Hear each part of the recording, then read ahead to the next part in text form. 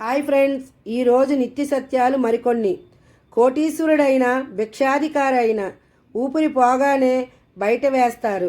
లక్షాధికారైన భిక్షాధికారైన శ్మశానంలో అందరూ సమానమే. మతం అంటే పవిత్రంగా ఉంటూ ఇతరులకి సేవ చేయటమే.